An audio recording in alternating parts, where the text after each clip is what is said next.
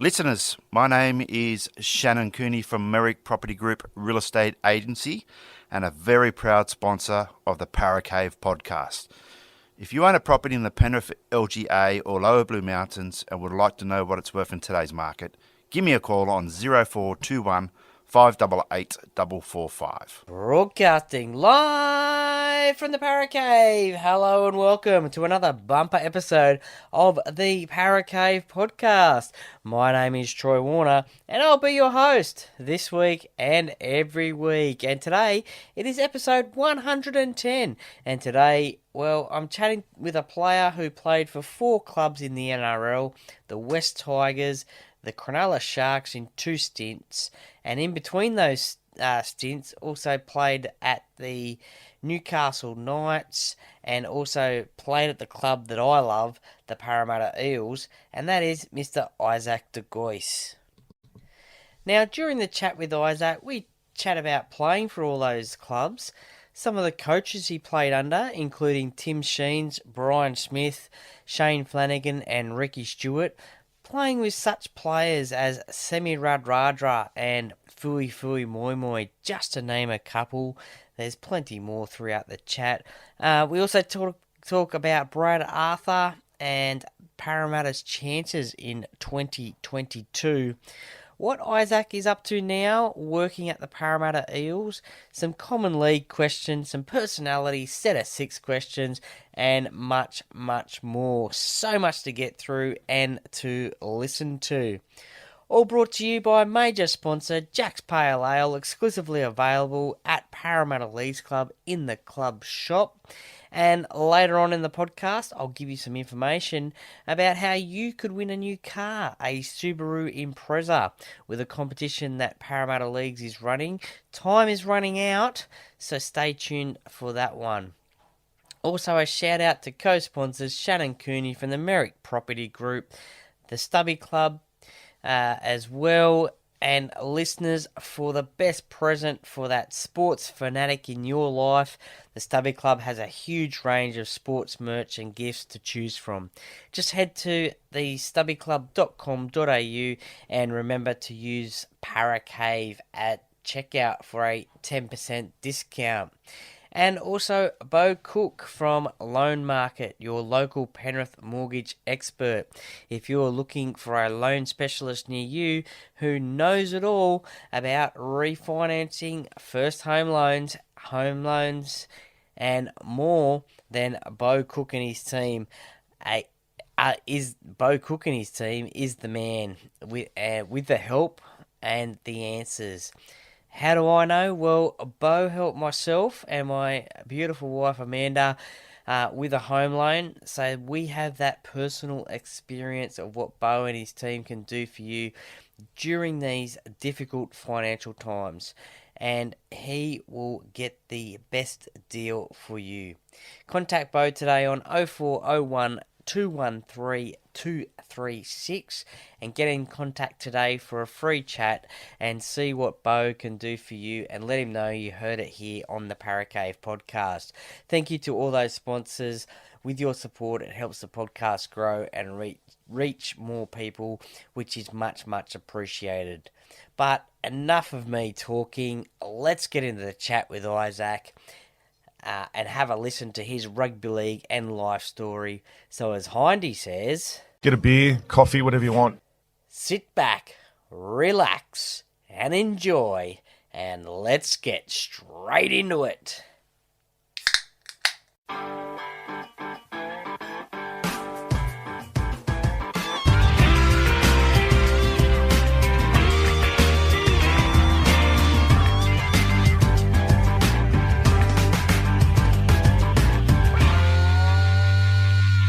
Hi guys, Isaac De Gois here. Debut for the Tigers, play for the Sharks, the Knights, and the Parramatta Eels. I'm about to do a podcast here with Troy, and away we go. And as you heard from his intro, my guest today on the Paracave podcast is a former professional rugby league player with 4 clubs, in the NRL, making his debut at the West Tigers, also playing at the Newcastle Knights, the Cronulla Sharks, where he played in 2 stints there, and also the club that I love, the Parramatta Eels. And with it being the 75th anniversary of the Eels in the competition, why not get another former Eel onto the show? But also represented Portugal in international football as well. A player I watched play his whole career. Welcome to the Para Cave podcast, Mr. Isaac De Gois. Hey, mate, how you going? Yeah, good. Thank you very much for joining me. Now, born in Bankstown, I believe, in New South Wales. What was it like growing up as a youngster? Was it rugby league, the sport that you played, or was there others that you were interested in? No, yeah, so you're right. Born in Bankstown. I actually was raised in Mount Pritchard, and mum and dad are Portuguese background. They came here for a better life and all that. So yeah, man, I come over here, and my old man was he's mad, loves his football or his soccer, so I should say. Yep. But in Australia, the number one sport was rugby league, and that's kind of what we were thrown into when we were 5, 6 years old. Me and my 3 brothers, and I'm glad he did do it, mate. So otherwise, I wouldn't be where I am today. So, was there any particular teams or players that you followed in rugby league in those early days? Oh, man. It's actually funny you say that, because my dad was like I said, when he was new to the country, he was getting into the sports, loved his sports, and I don't know how he come across it. I never asked him the question, but he was a mad Para fan, and we, as kids, all followed Parramatta. So, back when Jim Dimmick and Jad McCracken and all those, that was kind of my era when I was 10, 11 years old. So I supported the Eels until obviously I was at other clubs at rep levels, and then I hated the Eels. So it's funny how it all turns around and comes around. Yeah, no, fair enough. Great players, those couple of players there, but some of the other ones that are from Mount Pritchard back in the early days, Eric Groth Senior and Stevie Ella used to run around there. Now, just doing some research for the chat, I discovered that you actually played international football before NRL. How was that experience? Yeah, mate, look, as everyone knows, or most people would know, that Portugal are really big in soccer. Yeah. There was a bloke was trying to get a rugby league team started, and mate, it was only really about 5 or 6 people that were had Portuguese heritage, and the rest were kind of helping out to get a team together. And but we did get a team together, and we ended up playing. Fiji A side was the very first game. And funny enough, Aquila Uarte was playing in that Fiji A side. Okay. So, yeah, and but we obviously got dusted, but it was a great experience, and it was just really good to finally get a game on. And I think they ended up playing three more games after that. But as you know, mate, it's there's not too many Portuguese rugby league players out there. Unfortunately, it's more dominated by the other code, but that's just the way it is. Is that then where you were possibly discovered by the West Tigers, the club that you made your debut for? No, not at all, mate. No? It was I come through the junior reps through the West Magpies, Parramattas and SG Ball. We actually won the SG Ball comp there. Had a really good side, great coaching staff, and out of that SG Ball side, about 8 of us went on and played first grade and just come up through those ranks there, mate. So it was. That was pretty much how I, continued to work hard through those ranks and push my way through the first grade in that process. Well, to your debut game, it was in Christchurch, which was actually a home game for the Tigers versus the Warriors. What are your memories of your debut? What stood out for you? Oh, it's just, it's that next level up really, and travelling out of the country to make a debut was a different experience as well. When you play reserve grade, we never went over to New Zealand. New Zealand didn't have a reserve grade side when I was playing. So, Yep. And mate, I just remember Big Ruben Wiki kept running at me all day, and it was an experience, mate. We lost, but it was I loved every moment of it, and I am thankful for the boys around me who helped me out to get through it. There's a lot of experienced boys when I made my debut, Todd Payton and Scandalis and the likes of those kids, amongst those men. Yep. So, mate, it's obviously, your debut's a big deal, and it was an experience, and all I remember taking out of it was I want this and I want more of it. So that's what I remember at the end of it. And then only the 5 games at the Tigers, and then the move to Cronulla for the first of the 2 stints that you had there. Was that for more opportunity to play first grade? Yeah, pretty much, mate. I was at the Tigers, and I was behind. There was about 3 or 4 hookers that the coach Tim Sheens and the coaching staff there had in front of me. So it was for me to look elsewhere. They'll take the opportunity elsewhere, and I'll be honest with you, mate. I didn't have a club at all. I was looking for a job. I didn't have a club at all, and Ricky Stuart got the Sharks job quite late in 2007, and they were after another hooker, and I kind of got thrown a lifeline, and I'm glad I took it, and it paid off, mate. Yeah. What were your first impressions of being coached by Ricky Stuart after being coached by Tim Sheens at the Tigers? Yeah, look, Tim Sheens and Sticky obviously worked together coming through the ranks at Canberra, but different people. Sticky was great for me. I'm not saying Tim wasn't, but Sticky was, he had the time and the patience for me, and he just kind of knew how to really get in my head to make me do the right things on the field and also off the field. Work hard, and if you continue to work hard, you'll get what you want or what you want out of the football life. And he taught me that, and he really gave me my first kind of crack at football. I know I did at Tigers, but he stick in the Sharks were the kind of club, and he was the kind of coach who gave me my first crack in NRL, and I'm forever grateful to him for that. He was great, and he's a great man. I know that there's a lot of players out there that don't say a lot of things about him, but me personally, mate, from my personal experiences, he was great for me, and like I said, I'm forever grateful that I went to the Sharks and he was the head coach there at the time. Now, we've all seen him on the sidelines sometimes kick the chairs and have a blow-up. What about in the sheds at half-time or full-time? Has he got a good blow-up in him? What is your go-to Ricky Stewart story?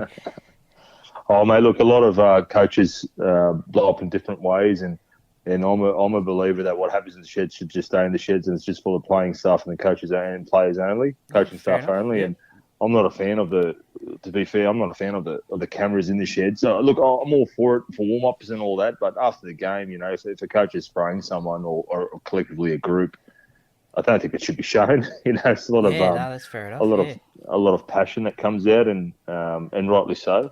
But that's what people want to see, I suppose, and that's what the viewers want to see. They want to see that passion, and so it is what it is. But yeah, mate, there's been plenty of blow-ups from Sticky and other coaches I had, and warranted, obviously. And I don't know how the head coaches, mate, I couldn't do it.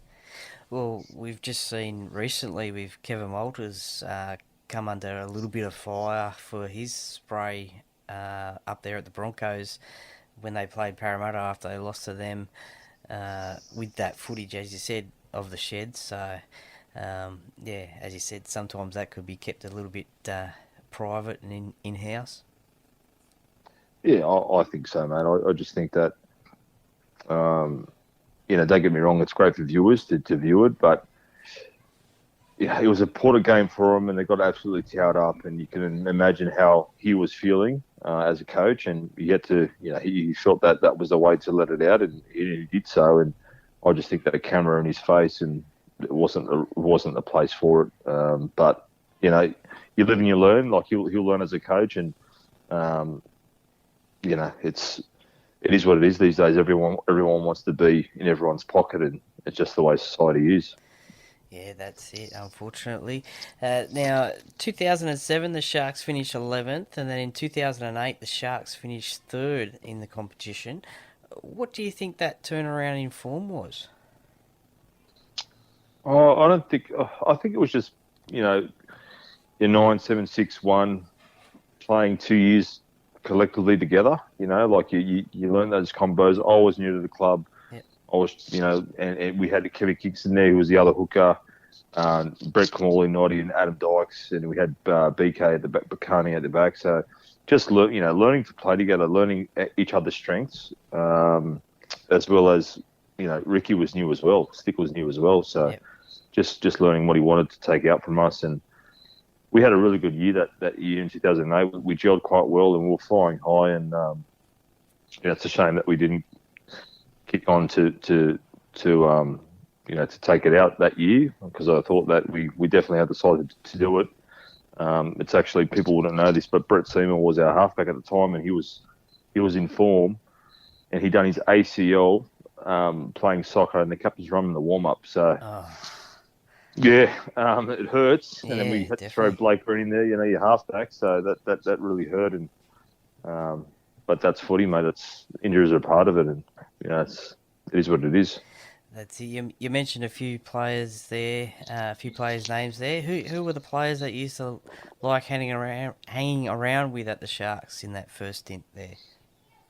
Oh, mate, I was only a young pup back then. I was 21 or 22, so it was all the young kids. Kind of, Cameron Stuart was one actually, so he was at the club there, mate, and he's going really well now. And there was a couple of other Kiwi guys. Missy Taliapapa was one. Fraser Anderson. I used to hang around, spend a lot of time with those blokes, and so, mate, good times. When I think back now, it's but everyone collectively, mate, we were all good mates. Even the old heads like Paul Gallons and Danny Nutley was there, Brett Camorley, Adam Dykes, great people, mate. Really, really good people. We really gelled together as a club collectively, and hence the reason why we went so well that year. But we're all mates, and we all enjoyed each other's company, and it was a great year. Well, then only the 2 years at the Sharks in the first stint, and then the move up the F3 to the Newcastle Knights.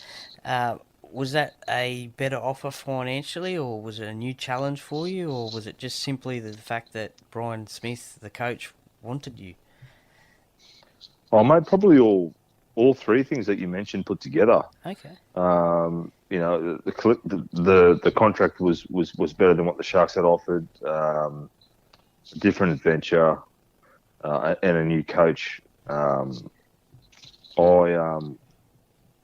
Being young, I probably, not to say that I rushed the decision, but I had never been offered, or no one else really wanted me from another club, if that makes sense. I was never in demand. Okay. I was always just, given an opportunity, and I took it. So I was never in demand. So at the time, I was a bit confused and kind of made the decision quicker than what I probably should have, to be fair. Not saying that I wouldn't have still gone up there, but in hindsight, probably should have taken my time a bit more. But it was the best thing I ever did was moving up to Newcastle. Purely for the fact, mate, I was playing for the Sharks, living at home. Everything was done for me. Mum done everything for me. Mum and dad done everything for me. So I got out of my comfort zone. Learn how to be a man and live on my own, and move up to Newcastle, a whole new place up there, and mate, it was definitely an experience. The first 3 or 4 months was an eye opener for me.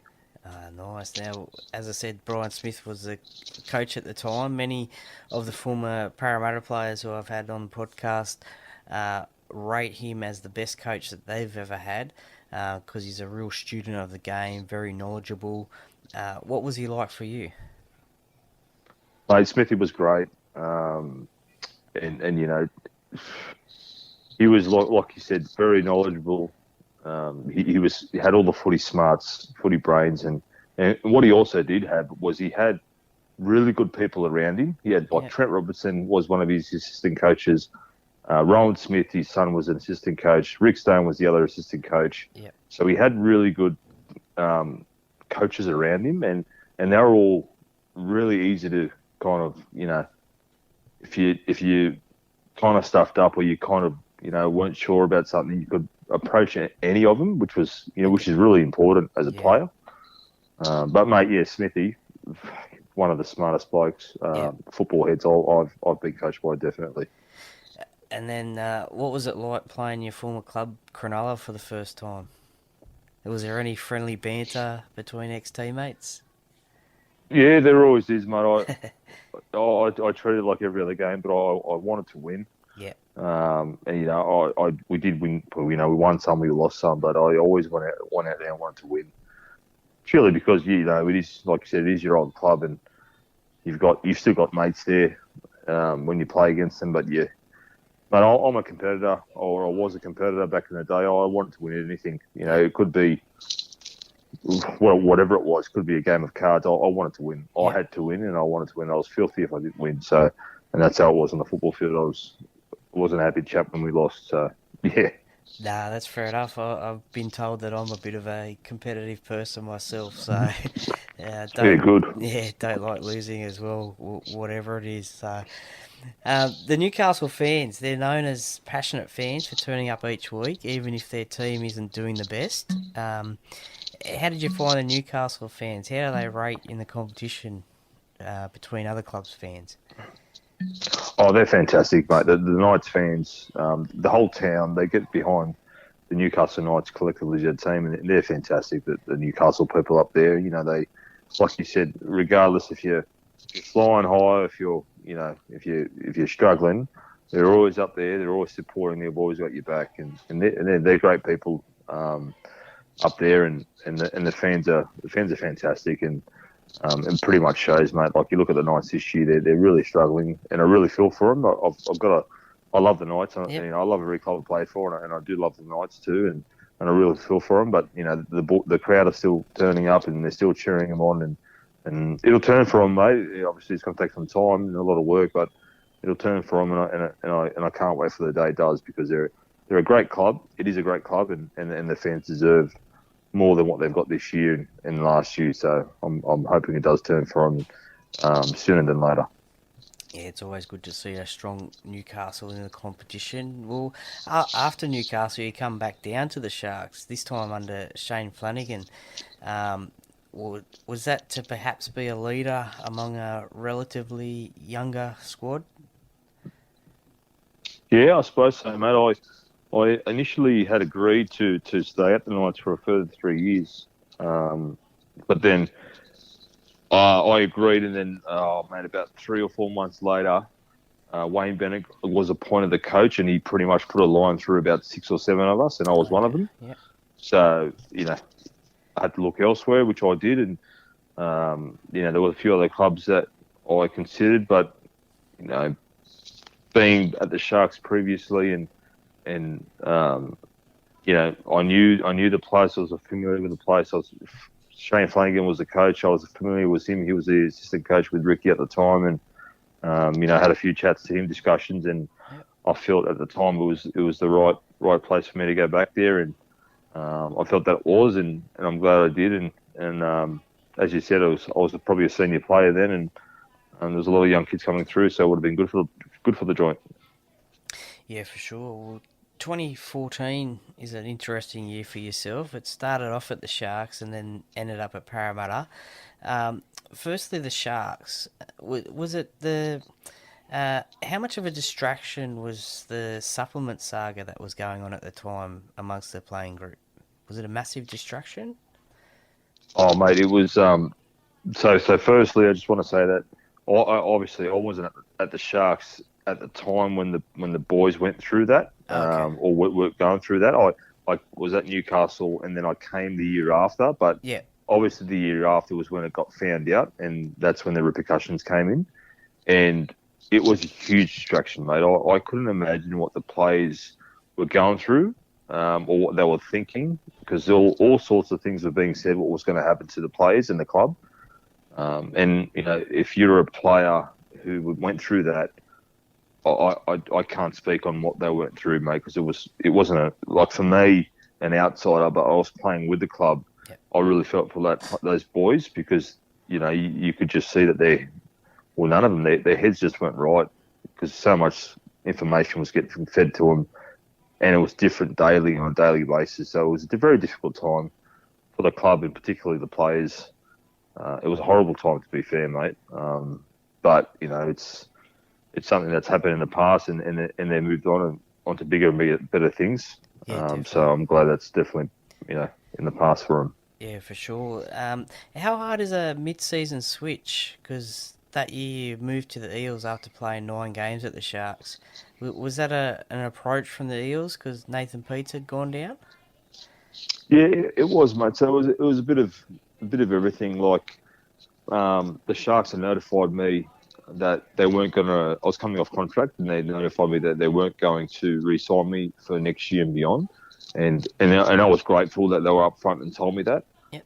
And then it happily, a couple of weeks went by, and then like you mentioned, PT done his ACL, and then Para kind of reached out to my manager, and manager gave me, said, "Oh, look, if you consider switching now, they'll there's a contract for you now, and also for a couple of years, and the security was really good." And I spoke to my wife, then I spoke to the club, and the Sharks were quite reluctant to let me go at the time, but they understood, that there was a decent offer on there, and for security purposes, and I'm grateful for the Sharks for approving the release, because if they didn't, well, then I could have come to the end of that year and not have a club to go to the year after. So I am grateful for the Sharks working with me in that, and allowing me to go on and continue my career in the NRL with the Eels. So there was no bad blood leaving halfway through the year. And like I said, I'm grateful for the Sharks for allowing me to do that and continue my journey in the NRL. And compared to the other clubs that you've been at, the Sharks and Newcastle, what were your impressions of the Eels when you arrived there? Well, mate, it was a funny, like you said, it was a mid-year switch, and I kind of got there on a Tuesday and had a quick chat to Brad in the morning. I trained a couple of sessions and played the game on the weekend, so I didn't know. I mean, players because you play against them, who they are because they play, but I didn't know anyone on a personal level. Okay. Yeah. So it was really not hard, but it was. Geez, you get there and you're thrown into a training run, and you're playing hooker, so you're playing a key position where they're calling plays, and you're going, shit, I don't know what that means, or I don't know what that means, and but I got the kind of the playbook and studied it and worked hard to know what the ruck plays were, and it was challenging, mate. It was very, very challenging, but I was like I said, grateful that the Eagles took me on, and it was I don't even know what the word is, mate. It was a mid-season switch, and you train a couple of days and you play a game on the weekend. Yeah, it's quite difficult. Oh yeah. It's been done before, and I won't be it's in Noah Faluma or whatever, the Melbourne bloke now. He's done it, but he's a winger, so it's a bit different. He's kind of role, but it's it was great, mate. Like I said, challenging, but it can be successful if you work hard. Just quickly back to the Sharks. One of your former teammates, Ben Ross, he calls you the angriest man in the world.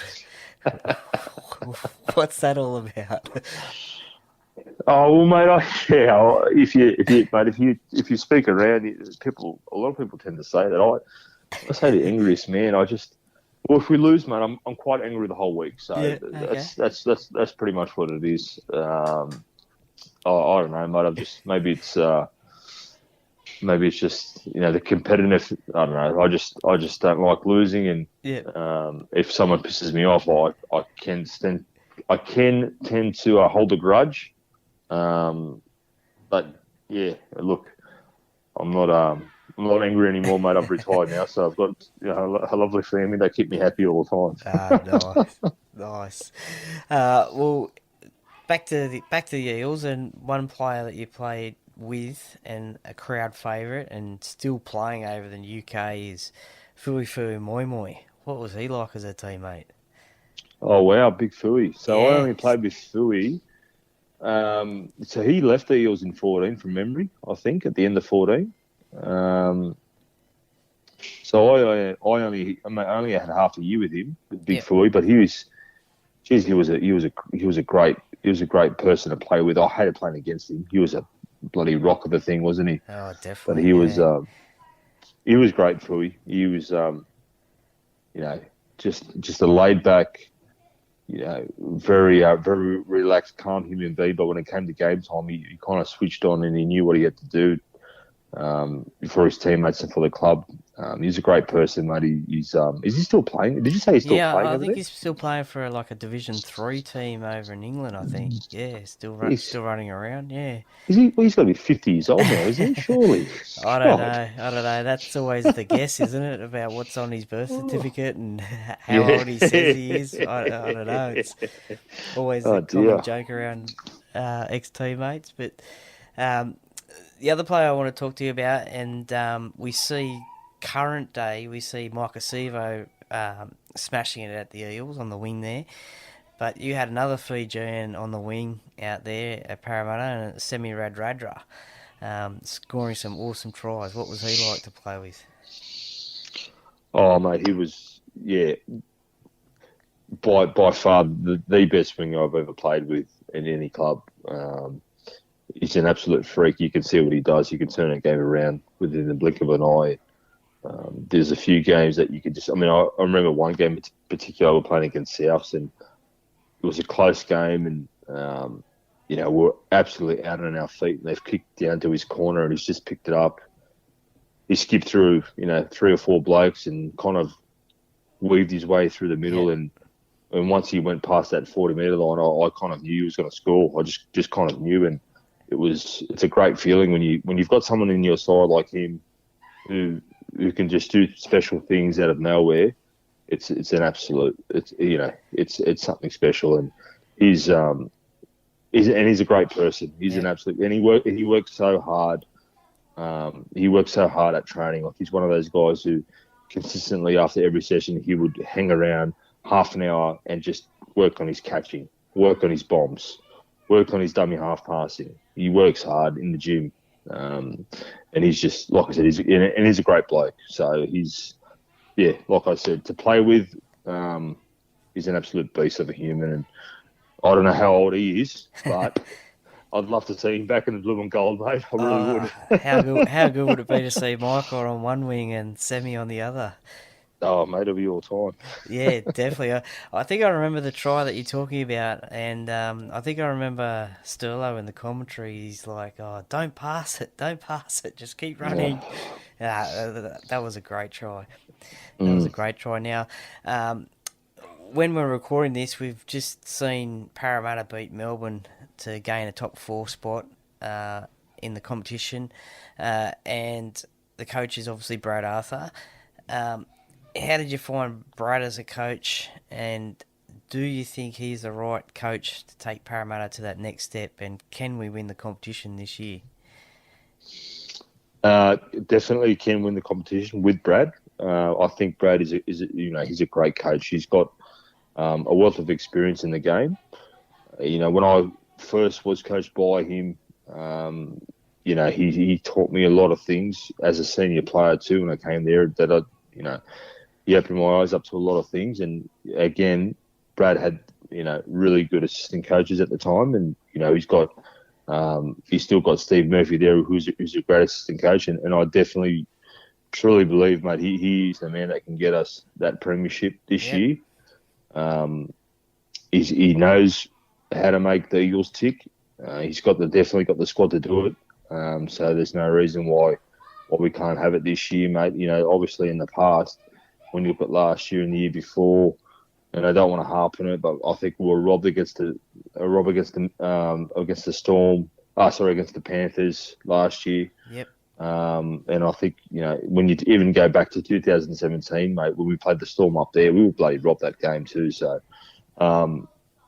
he's definitely the man to do the job with the current club he's got, mate. And I mean, I don't want to speak too early, but looking at the way we've been playing the last month, everyone stays healthy.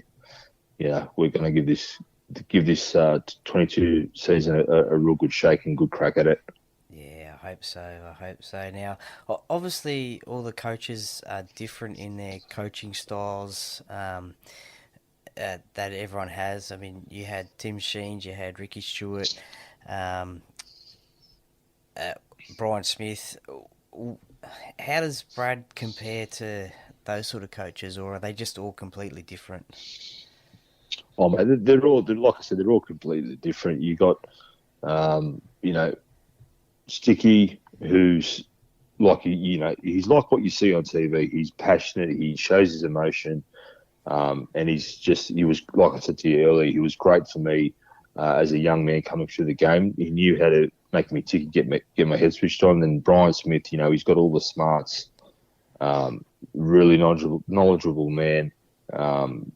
He taught you things that you just didn't think were possible.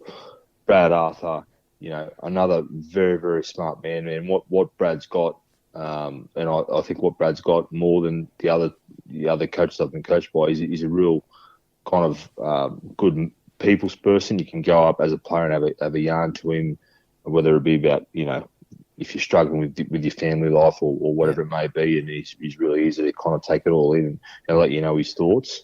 But mate, collectively, like I said, all coaches are different in their own ways, and every coach that I was coached by, and I was lucky I was coached by so many great coaches. They're all different in their own ways, but they're all so good for you as an individual. Yeah. In any aspect, if you take it all in, if you want to learn, any coach will want to help you learn and want to make you improve on the football field and also off the football field. So it's, I'm very fortunate enough to, like I said, be coached by some great coaches, as you just mentioned, those names. Yeah, definitely. Who are the players that you found that you connected with best when you were at Parramatta? Look, Tim Manners, obviously a fan favourite. He was, yep. I don't think anyone can say will say a bad word about Timmy, and it's true. He's a great person. Dave Gow is another one. Mate, Kaiser Pritchard. I was really close with Kaiser still now to this day. Yeah. He's one of my best mates, mate. Richard Fayoso, who I speak to occasionally. Penny Terapo, all that, mate. I speak to, or I try and speak to a lot of the boys that. I work with Dave Gower now, so that's quite easy. But all those other ones I mentioned, we tend to keep or have a chat, on a fortnightly basis at least. So just to check in and all that. So, and there'll be many others, mate. I just can't, off the top of my head, I can't really think of any. But you go back to even the Sharks, mate. I bumped into Gow. Oh, yeah. Still mates with him, and Rossi. Obviously, Ben Ross is a great man. Our daughters play soccer against each other, so okay. It's funny when you look. Lewis, another one, mate. We see him up there all the time, so it's yeah. Now that's always good if you can stay in touch with all your ex-teammates, and as you said, just check in every now and again and see how everyone's going, isn't it? Oh, it is, mate. Especially with what we've seen lately and what we. Just how hard life can be after retirement, especially adjusting to that lifestyle. If you don't have the support group around you, you can turn quite in a bad way. So, the hardest thing about retirement is obviously a adjustment and figuring out what you want to do in life if you haven't figured it out already while you're playing. So it's important to have the support network around you and strong people, and it's important to speak up, mate. It really is. So. It's great that we can touch base with players and not just players, mate. It can just be, anyone, your mates or all that. So it's, yeah. Yeah, for sure. I mean, how did you find that transition into retirement? Because it was a pretty, what can I say? You were forced to retire from the NRL because of concussion issues. Is that right? Oh, look, I wouldn't say it was forced, mate. I kind of got the cards got kind of laid on the table. Yeah, the advice. The doctor kind of said to me, look, you're on the borderline of permanent brain damage, and you will make a full recovery, and you can play again. But I kind of asked the question to the doctor at the time. I said, well, if I make a full recovery and play again and get another head knock, is it going to be another week, months, or? Yep. He goes, oh, I don't know the answer. Well, I said, well, the answer is I don't play anymore. So I made that call, mate. But on the advice of if I was a 22-year-old, it would have been different. But, man, I was 30, 31, yep. Nearly 32 at the time. And, I was fortunate enough to play, 10 or so years in the big stage. So, it was a no-brainer for me, mate. I've got a young family, and it was difficult, but it was a decision that had to be made for the better. And these days, are you satisfied with what the NRL are doing about concussions in the game and trying to improve player safety? Yeah, definitely. I only said this the other day. Like, I think, the way the NRL's gone about it, all the protocols they've got in place for HIAs, taking the power away from the player is the best thing they've done. As a player, when you get cast or half days, the last thing you want to do is leave the field and let your players down and your coaches down, or you feel that you do anyway.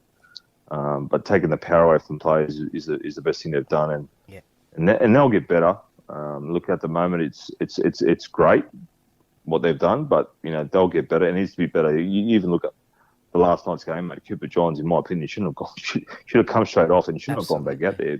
But he got past, and the doctors cleared him and all that. I'm not a doctor, so if the doctors felt that he was fit to go back out there, that's fine. But he shouldn't have. He should have came off straight when they sent that head knock. He shouldn't have been allowed to continue to play, in my opinion. But like I said, they'll get better, mate. What they've done, they've come a long way, and they'll continue to improve to for the safety of the players. So, and I do believe that the NRL do have the safety of the players as the number one priority. So, they're definitely heading in the right direction, and they'll continue to get better, like I said. Nice. Well, just before you mentioned there that you're working at the Eels at the moment, what role do you have at the Eels? So I'm the pathways manager at the club. So it's a great role. I enjoy it. It's challenging at most times, but like I said, it's enjoyable. I'm grateful for the part the Eels have given me, and I think I've it's like I said, mate. It's great to be still involved in the game, and in this particular role I'm doing with all the kids coming through the Parramatta development system, Parramatta Pathway, Parramatta program. It's fantastic to be involved in. And there's a few, as a Parramatta fan, there should be excited because we've got some really good kids coming through our system, and they'll be coming to the ranks in the next 3 or 4 years. So it's good times ahead, mate. Yeah. Is there any one or two that we could maybe keep an eye out for that stand out for you? Oh, mate, look, there's at least a half a dozen, but like I said I was actually doing the radio station with Tim Manor yesterday. I don't want to mention any names because the last thing I want to do is put pressure on these kids. Yeah, no, that's fair enough. So, but mate, there's definitely, like I said, a half a dozen or so 16, 17-year-olds coming through at the moment where you just got to, you look out for them because they're definitely, with the development in them, if they continue to work hard and stay on the right path, there's no doubt in my mind they'll be hit the NRL level. Yeah, nice. Something to be excited about now. Is Joey Grimer your boss? No, he's not, thankfully. Okay. No, he's fair not. enough. I thought he might have been connected there somehow. No, he's all coaching. He's coaching director. So my boss is a bloke called Ben Rogers. He's the NRL recruitment officer, and obviously then Mark O'Neill's the big dog. He's the big boss. But Ben Rogers is my boss, and Joey, he's a different character, Joey Grimer, isn't he? He's a character, that's for sure. Good old Joey. Time for some common league questions. If you take out your debut game, is there a favourite game that you played in? One that stands out? One that you thought, oh, geez, I really enjoyed that game? Oh, that's a tough question, mate. Geez, you got me stumped there. Look, there was actually it'd probably have to be. We actually played up in Canberra. It was the last game. I was playing for the Sharks. Yeah. And it was the last game. We couldn't make the semis. I think it might have been 2007. I scored a couple of tries, mate. So It's always a good day when you score a couple of tries. And we played away, and it was cold, and the game meant nothing, but we won. We played well, and like I said, I scored a couple of tries. So I've got to say, man, that was a really good day, actually. It was a really good bus ride home anyway. So it was, definitely. No doubt. Well, speaking of playing down in Canberra, did you have a least favourite ground that you used to play at? Because a lot of the guests, they say they don't like playing down in Canberra. So What was your least favourite ground to play at, for whatever Oh, reason? mate, yeah, it was Penrith in Penrith, Yeah. purely because every time, or not every time, but as a kid, when I say kid, a junior, and also first grade, I always got injured against the bastards. I don't know what it was. Okay, yeah, It was fair enough. it was a broken nose or a broken finger, or it was always something. Like I always come away. It could be something as small as I got a really bad cork or whatever it was, but I Yeah. always got copped something really painful after the game against those bastards. I don't know what it was, but I was just like, I hate playing against. I hate going to Penrith and playing bloody Penrith. It was just, yeah, I don't know what it was, mate, but I knew that answer straight away because, yeah, it's always Penrith, mate. So So yeah, I don't know what it was. you didn't want to do a Eric Growth Jr. when they played the Warriors. He always used to try and get out of it. You didn't want to try and get out of playing at Penrith, did you at all? No, I didn't want to try and get out of it, mate. I've heard that. I've heard Eric Grove that story before. That was all the time. I couldn't believe it. I was, no, that's true. That's true. I was Yeah. like, what? That's true. No, that's true. Wow. Yeah, yeah. Nah, true story. What about other than your home ground? Did you have a favourite ground that you used to love playing at? Other than, oh yeah, mate, definitely. I think Suncorp's a special place, mate, to play football. We were there last week, and it was nearly a full house, and it's just the atmosphere, and the fans up there. The Queenslanders are so passionate, and it's really good to hear them not cheer, if that makes any sense, mate. Yeah. So, but no, as the ground is fantastic, and it's a really good atmosphere, and Brisbane's a nice kind of place to travel to as well. So yeah, it'd be up there for sure, mate. Yeah, that rates amongst the guests as well, as pretty highly as well. Now, you were known as a pretty good defender and a pretty tough defender as well. Who was the hardest to tackle? Mate, the hardest to tackle, I look back at, I didn't mind, trying to hit or whacking your big blokes, like your big front rowers. The ones that were, for me, the hardest to tackle were your Preston Campbells and plays like that, where you just didn't know what they were going to do. The blokes that ran straight at me, I loved it because they just kind of did my best, put me, shoulder into their chest and drive as hard at him as hard as I can. But, your Preston Campbells and, when I played against your Jared Haynes and plays like that, you just think, fuck, where's he going to go? Or what's going to go on here? So it would have been plays like that, mate, who just moved, were great movers of the footy laterally. So, yeah. What about on the flip side? Who was the hardest hitter? Who got you in a great great tackle? Who smacked me in a great tackle? Well, see, I was a pretty smart hooker, mate, so I was selective running. Only ran when I needed to, when I thought the time was right. But there was actually a couple of games. I think Matt Ballin actually got me a beauty a couple of times. Hooker on hooker. Yeah, hooker on hooker. Yeah, good old Matt Ballin. Yeah, he got me a few times when I was playing against Manly. So I'd have to say, mate, he probably whacked me a few times. But everyone else, mate, I kind of selective running and got them off the back foot when they were, picking up the ball off a big front row from our getting us on the front foot and just taking a scoot. So yeah, I was pretty lucky in that aspect. Smart play. Who was the player that you were glad that you had in your team and not on the opposition? Someone you felt like if they played, you were really confident that you were going to win.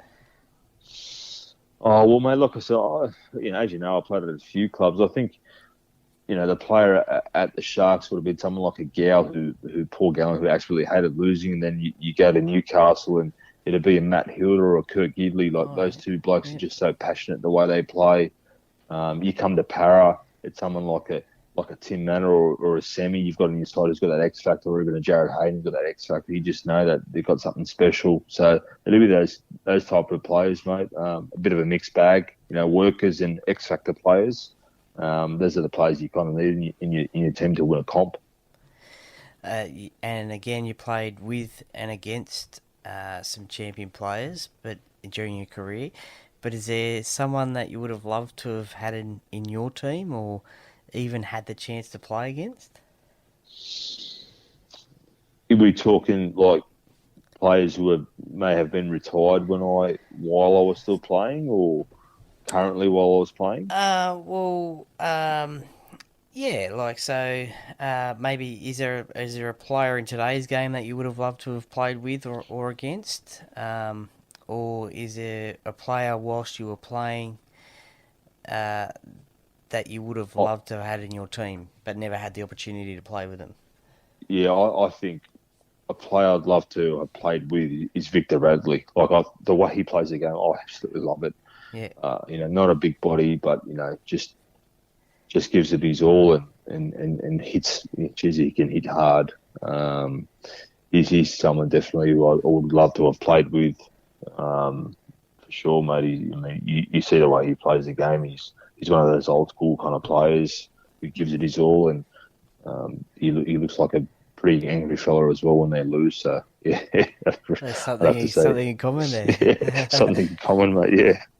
Ah, nice. Who did you find in your teams or the opposition was a big pest or sledger on the field?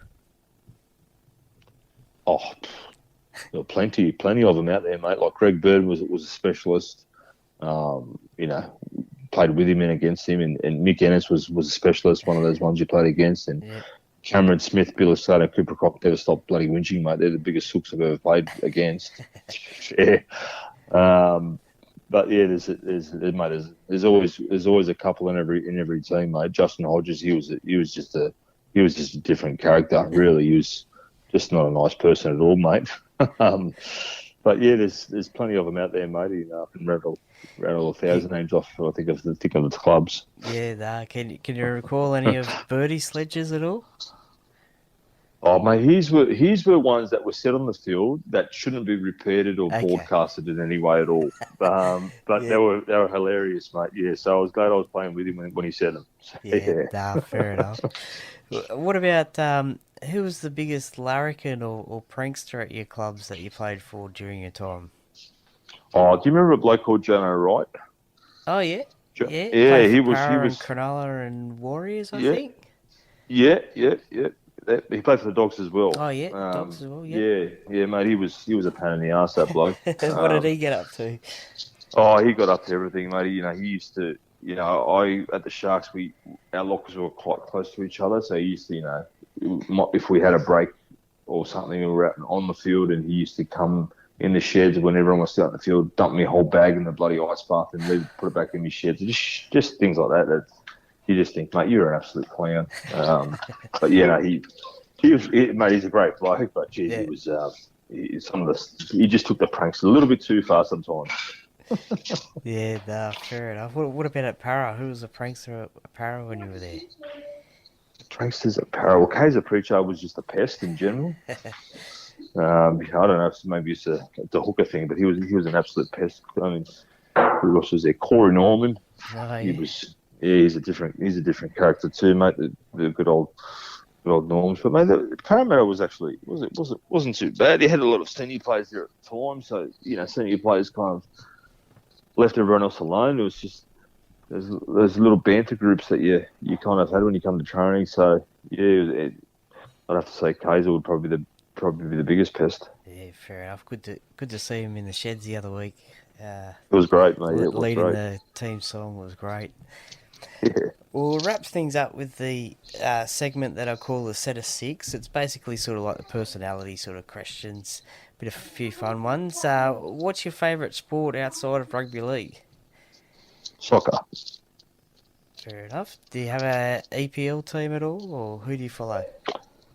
I'm obviously a Portuguese background, so I'm a big Ronaldo fan. But I do support Chelsea. So I do like to see them go well, mate. They're not going too well at the moment, but yeah, I do support them. Fair enough. What's your specialty dish in the kitchen or on the barbecue? Oh, it's the barbecue, mate. Just your steak and sausages. Stock standard. You can't really stuff that up. So Nah. yeah, That's about as all I can do too. I'm not a master chef. So, who is the most famous person, or who is the famous person you'd love to meet and have a chat with? Oh, mate, you'd have to go. Like I just mentioned, Cristiano Ronaldo would be one of them, and then you look at, your sports people. I'd have to also say, like a Michael Jordan would be definitely one of them as well up there, mate. That'd be two fantastic athletes. I think if I ran a poll, Michael Jordan would probably win that question. I think a lot of people say MJ champion. Oh yeah. Now, time for if you want to give up some of your former teammates here, but if you were stuck on a deserted island, who wouldn't you want to be stuck with and why? Oh, Jesus. Can I only pick one? I'll You pick can pick 1,000 one off if you it, mate. well, you can pick one if you want. Yeah. Who wouldn't you want to who be would- on a deserted island with? I wouldn't want to be on the island with. Oh, mate, I'd have to say. I'd have to say probably Ben Ross. Okay. Yeah, his hygiene is awful. Yeah, he's Okay. got the worst. He's got the worst hygiene. Come to training, never brushed his teeth. I don't even think that bloke owned a deodorant can, to be fair. So yeah, it'd have to be him. Sure. Okay, yeah, nah, fair enough. I mean, I suppose being on a deserted island, you could just go to the other side of the island, I guess, get away from him. But Yeah, that's it. now, if you weren't a rugby league player, what profession do you think you'd be doing or maybe wanted to do growing up? Oh, that's a good question, but it'd definitely be something. It'd be a tradie, some Yep. sort of tradie, mate. I'm not a. I couldn't see myself doing any sort of university degree or anything like that, just because purely I don't have the brains for it. So it'd be not to say that chippies or bricklayers are dumb, but yeah, it'd be something like that, mate. A chippy or a bricklayer or a landscaper or something along those lines, mate. Something outdoors. Yeah, nice. And the last one, who is your favourite band or solo artist to listen to? Ooh, favorite band or solo artist? Wow, I never actually thought of that. I'm a bit of a mixed character. I like all Yeah. sorts of music. I like the old school stuff. I like the Eagles, Oh, yeah. Cat Stevens. Yeah, I like my old stuff, mate. So I'd have to go something with the old schools. What's those? Oh, geez, I've just come to a blank there. They're always on stage. What are they called? They got the TV movie out too and all that. Anyway, I forgot of it. But yeah, it'd have to be like an old school one, mate. Like something along the lines of like the Eagles or something like that, mate. Definitely. Was there ever a pump up song in the sheds that you used to listen to at all? No, not really, mate. I No. wasn't never a fan of having, or not. I just never had the earphones on or anything Yeah. like that on game day, mate. I was yeah, just good old routine, good old boring routine that I stuck with for years. Yeah, no, that's fair enough. What's your favourite Eagles song? Probably Take It Easy. Oh, yeah? It's not a bad song, mate. Yeah, Take It Easy. Yeah, just a chill, relaxed song, mate. Yeah. Yeah, no, nice. Well, Isaac De Gois, thank you very much for your time and your chat today. I really enjoyed it and appreciate your time. I'm sure the fans will love it too, and it's been great to chat to a player I watched play his whole career, and as I said, also played at the club that I love in the Parramatta Eels. I hope next time at Combank Stadium I'll catch up and say good day. So thank you very much for coming on the Paracave podcast today. No worries, mate. Thank you so much for having me, and yeah, looking forward to the rest of. Well, we've got a big month ahead, mate. So if I see you around, mate, definitely come up and we'll have a beer together, mate. Sounds good. Will do.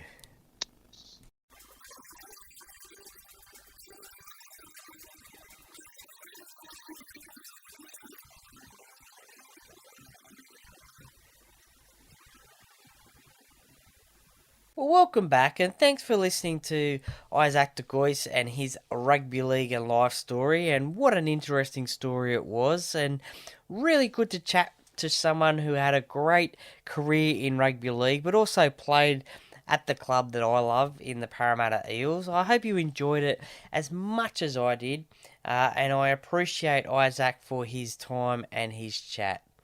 Once again, a quick shout out and thanks to Jack's Pale Ale, the fantastic major sponsor of this podcast, for supporting the podcast.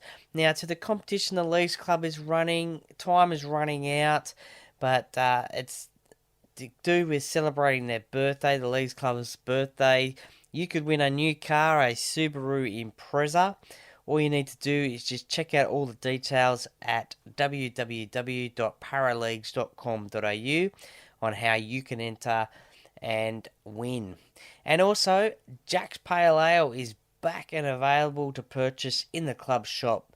Perfect for those footy finals. So get into the club shop, get your Jack's Pale Ale, and you'll be set for the footy finals. Thanks also to co-sponsor Shannon Cooney from the Merrick Property Group, who you hear at the top of the podcast each week. Contact Shannon for all your Penrith and Lower Blue Mountains real estate needs, either buying or selling. And also the Stubby Club, thank you.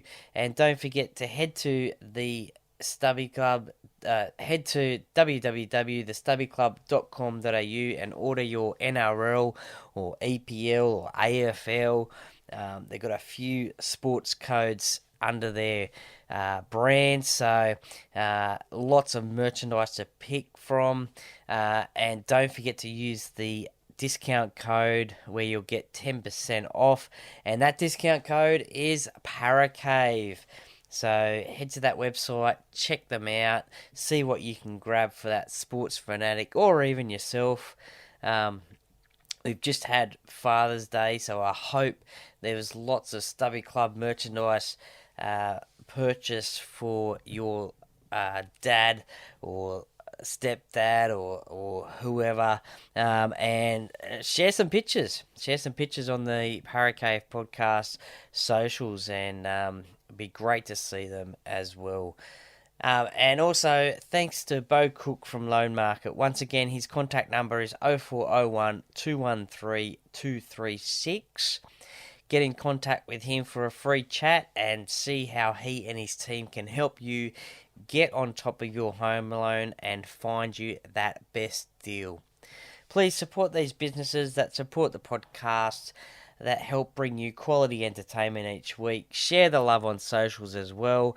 And if you would like to become a sponsor of the podcast and get your business noticed, please feel free to send me a DM on socials or email the paracavepodcast@yahoo.com, and we'll see what we can do for each other. Thank you once again to you that is listening right now for listening to Goran Paladin over there in New Zealand and his supporting of the Parramatta Eels, his work on Sky Sport New Zealand and the Vodafone Warriors as well. I really enjoyed listening to Goran's story. There was a few laughs thrown in as well. It was really good to reminisce about the Eels and hear another Eels fan and his favourites throughout the chat. And Goran, if I'm ever in New Zealand, I'll be sure to drop you a text or give you a call and catch up. I hope you, the listener, enjoyed it as much as I did. And if you missed it last Monday, simply head back to the episode list and check it out. You can also check out the Paracave Podcast YouTube channel as well. The Zoom chat is live up on the YouTube channel as well. So if you want to watch the episode, watch the interview, just head to that one and check that out. Also on the YouTube channel, there's a few other little videos as well from previous Zoom chats with previous guests that I've done. There's a little bit of content on there. I'm trying to get more content on there as I go, and there's also a few full episodes as well from previous guests as well. So every now and again there'll be some more content put on there, so please subscribe to the Paracave Podcast both on Apple and Spotify to listen to the audio, but also YouTube as well to watch some interesting little videos each week. Thank you for listening to the podcast last week, and if you enjoyed it, please give it a 5-star rating and review as well. That would be great. It would be most appreciated. I love looking at the feedback each week from you, the listeners, so please get involved. We may even do something revolving around that come finals time, which is now in the NRL, and we might have a little prize or two to give away through that, so stay tuned for that one. And also, I'm involved in another podcast as well, the Talking Para podcast, which is usually out on Wednesdays. It's just four para lads, four para mad fanatics, chewing the fat each week about the Eels. We review and preview the Eels games each week. We also make a few predictions as well, like the score, the first try scorer, and also we give a bold prediction as well. It's a bit of fun each week, so stay tuned, tune into that one, have a listen. This coming week's episode is no doubt going to be a cracker, with Para's big win versus Melbourne at CommBank Stadium to secure that top 4 spot, and a clash versus the Panthers in the first week of the finals. So tune into that one. It's available on Apple and Spotify, and through the Entertain House YouTube channel. There is also the video of the chat as well each week. You'll also be able to catch myself on Pulse FM each Friday and Sunday talking NRL with the Duckman himself on Duckman's Weekend Sports Wrap show. It's at usually about 6:20 p.m. each week, and it's on 89.9 FM radio. So check that one out as well. Hear my thoughts about the NRL. Going to be very interesting with the finals upon us now. And thank you once again to the official media partner of the podcast, the Parramatta Times. For all your local Parramatta news, simply head to www.parramattatimes.com.au and tune in and see what's happening around the local news in Parramatta. Stay safe wherever you are listening from in this world of ours. Have a great week as best you can, and I'll catch you next week for episode 111 or 111. But stay tuned to the socials to see who is coming up next. And once again, if you want to send a DM on socials, by all means, go ahead. Please feel free. Always up for a chat about the greatest game of all and the Parramatta Eels.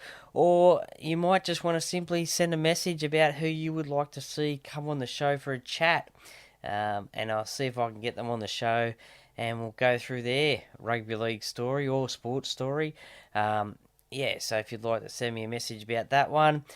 Enjoy your finals footy, which is in the NRL, especially starting this week, beginning on Friday with the Eels taking on the Panthers. Enjoy your AFL finals if you're an AFL supporter as well. For me, and probably many other listeners out there, enjoy your NRL finals. It's the best time of year. But to sign off the show, and as I always say, the Para Cave podcast, by the fan, for the fans.